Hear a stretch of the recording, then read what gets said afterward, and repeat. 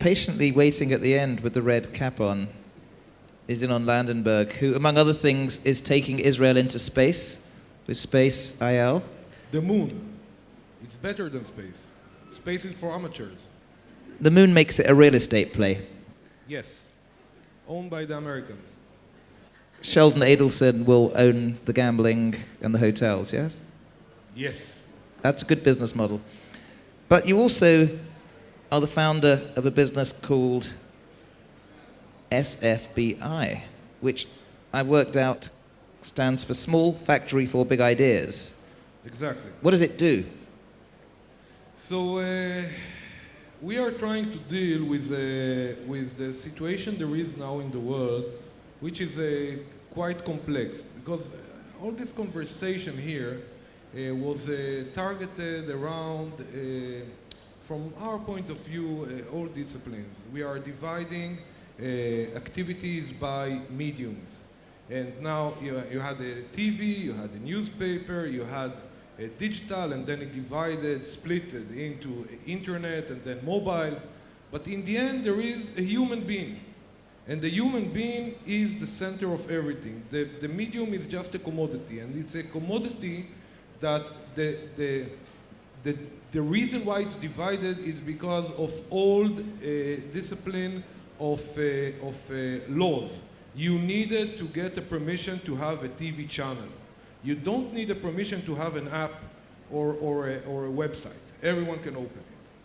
So what we are trying to do is we are trying to develop technologies that are focused on human needs. And we are trying to work in a field. All my life I worked in B2C. Everyone knows, of course, what is B2C, yeah? B2C, you know what is B2C?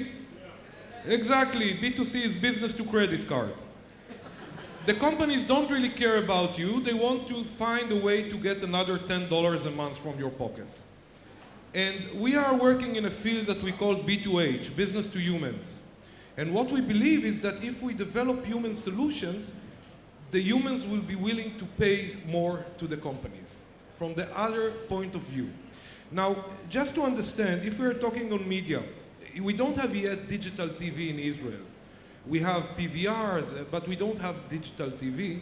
But my kids live a digital TV. They develop their own digital TV. My kids record on the PVR all the shows on the cable. If they lose their archive, they can come to my home and take my PVR. All the archive is there. And if they don't find something on the TV channel, on the cable, they will go to YouTube. So they live their own digital TV. They don't need anyone to change the technology. And it's so deep. My son is now 10 years old, but 2 years ago, we were sitting in somewhere in a family vacation, and it was the 100 meters finals in the Olympics, London Olympics. And then came this guy, I forgot his name, Usain Bolt, and he started to do his all kind of shows, and my son tells me, okay, Daddy, move it forward. My son was 8 years old, he doesn't understand live TV. He doesn't understand there is something like that. He can't understand that someone tells him what to see.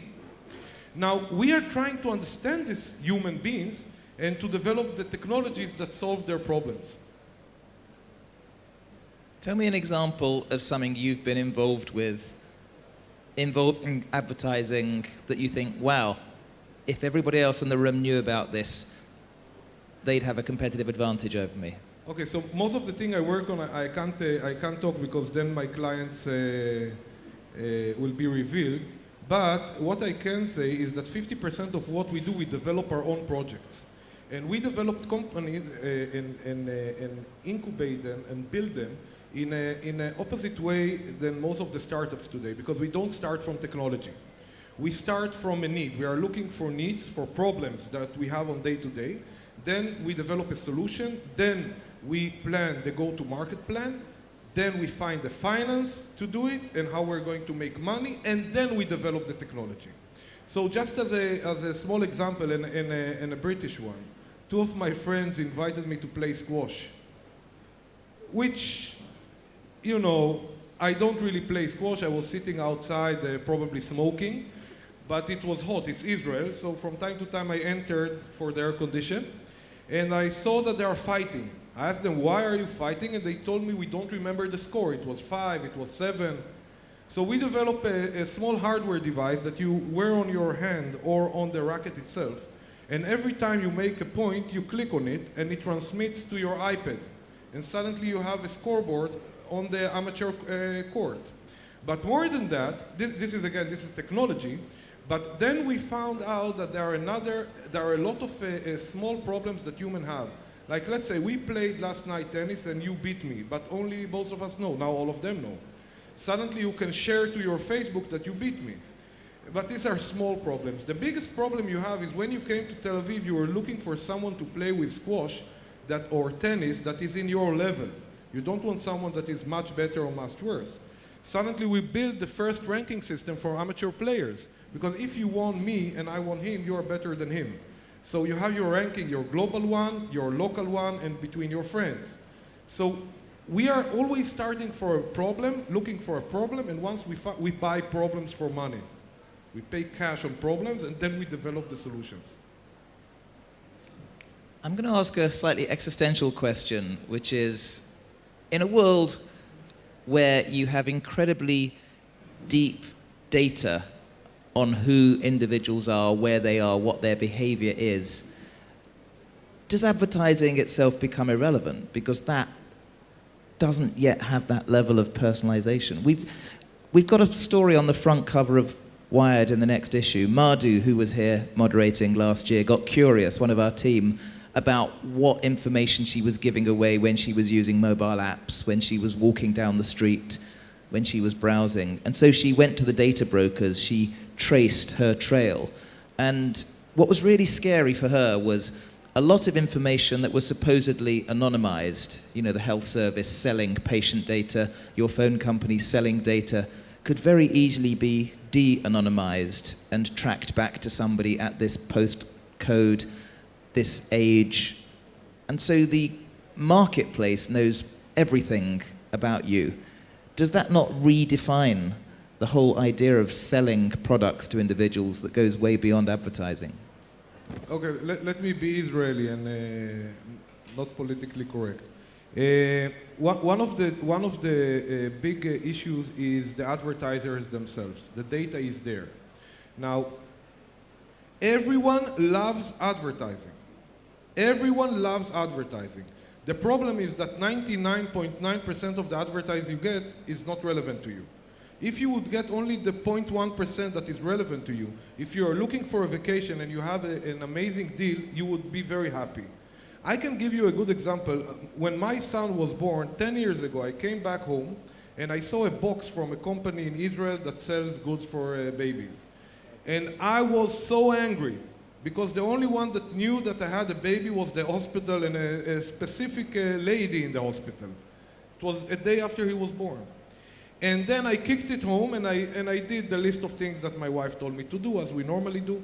And I sat down to drink my coffee and opened the box, and there were goods worth about $200 there. And then I was so angry they didn't sell me 2 boxes. So it's all about the relevancy of what you're doing with the targeting. And unfortunately, most of the people use it for wrong things.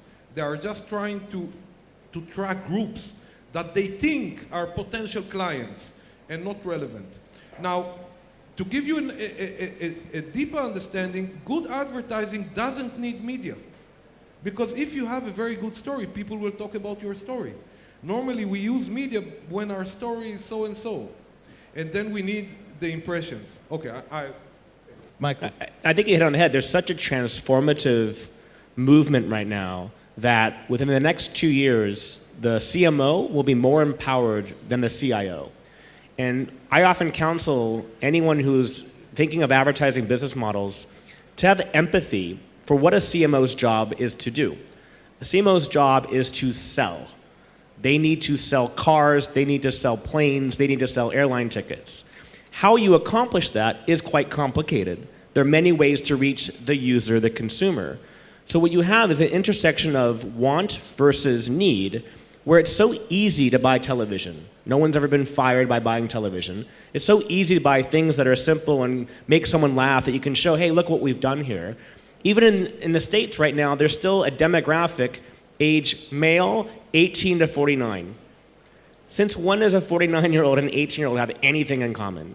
So there's these antiquated models that are begging for change. There's data to empower it, but short of retargeting, which in itself is a fallacy, I chose to search to come to Israel.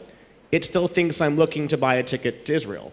Doesn't realize I'm here, doesn't give me complimentary options. So things have to change on the technical front to match the data. So the data is there. Marketers just get with the program. Last question from me. There's a lot of buzz about native advertising. This is the holy grail for some publishers, make advertising look like it's content. Annelies, you've made the transition from traditional publishers to the new digital world. Does native advertising have a future? Well, it's always been there, so it will always be there. But it's native advertising used to be called an advertorial, and you charge 45% more, I believe, I remember. It probably still is if you have an advertorial in Style magazine. But if this native advertising becomes intrusive and irrelevant, you won't be able to charge more for it.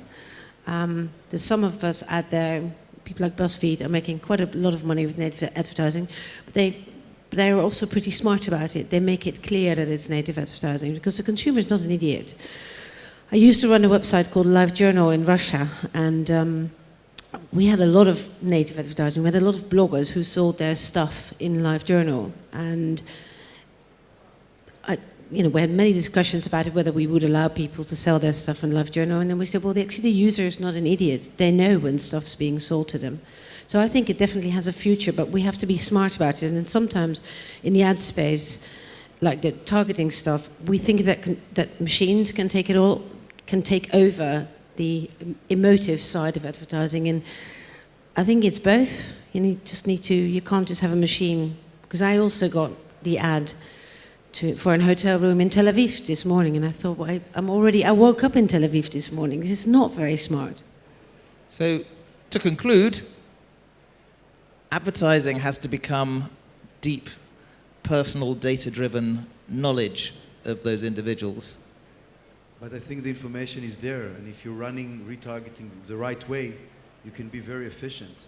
So traveling to Tel Aviv might not be the right example, but if you're looking for an apartment, so you're on the search for an apartment for the next 3 months, and if I know that you're looking for a 3-bedroom apartment in the town of pt.2, while you're searching the web, I can keep on offering you the right offers.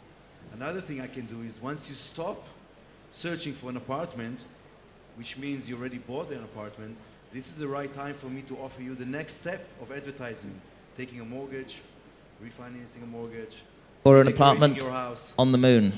Listen, we're out of time. Thank you very much, Yavin, Michael, Enon, Annelies.